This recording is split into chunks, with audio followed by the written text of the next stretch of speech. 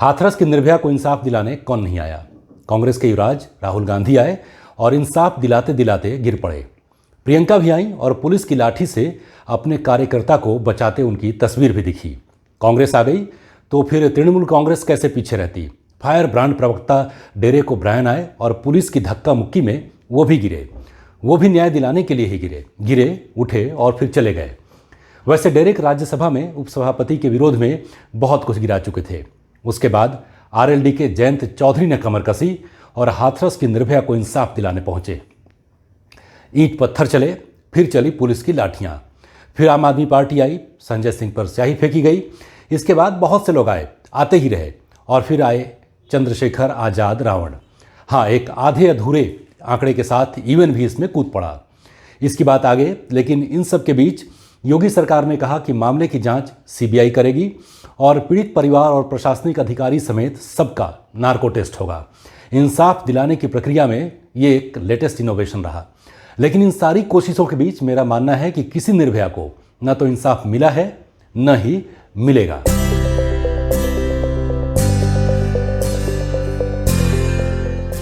पिछले कुछ सालों में इंसाफ की बहुचर्चित लड़ाई जो देश ने लड़ी, उसको हम सभी निर्भया के इंसाफ के नाम से जानते हैं।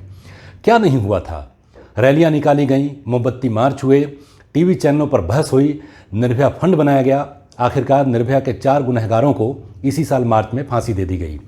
5वें गुनहगार राम सिंह ने जेल में ही फांसी लगाकर जान दे दी थी, जबकि छठा अपराधी जो सबसे बर्बर था वो घटना के वक्त नाबालिग था और 3 साल सुधार गृह में रहकर बाहर आ चुका है और पूरी जिंदगी वो फ्री घूमेगा। और हम मानकर चल रहे हैं कि निर्भया को इंसाफ मिल गया। क्या सचमुच निर्भया को इंसाफ मिल गया? ऐसी न जाने कितनी निर्भया हैं जिनके मामले में सजाएं तो सुनाई जाती हैं, लेकिन इंसाफ नहीं मिलता। मेरे कहने का क्या मतलब है, इस पर आगे चर्चा करूंगा, लेकिन फिलहाल देश में ऐसे कितने मामले आते हैं जरा इस पर नजर डाल लीजिए। एनसीआरबी के आंकड़ों के मुताबिक 2019 में देश में प्रत्येक दिन रेप के 88 मामले दर्ज किए गए। कुल मिलाकर साल में 32,033 मामले। राज्यों की बात करें तो इसमें राजस्थान अव्वल है। साल 2019 में यहां 5,997 मामले सामने आए।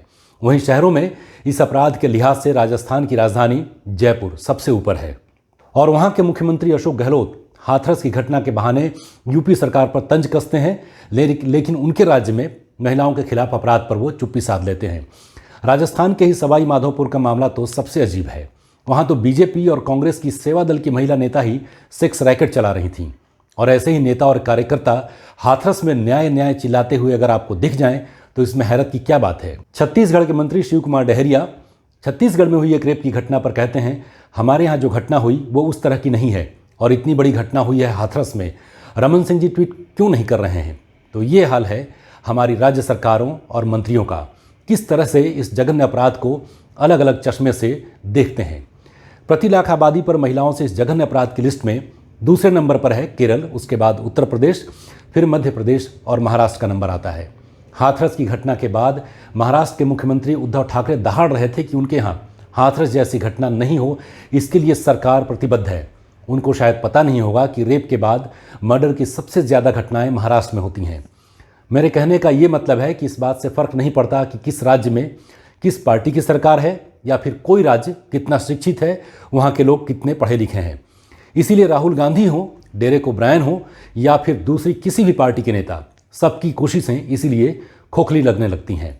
सियासी फायदे के लिए लड़ी जाने वाली लड़ाई फिर भी मायने रखती अगर सही में ऐसे मामलों में इंसाफ होता। और यही वो बात है जहां से मैंने ये वीडियो शुरू किया था।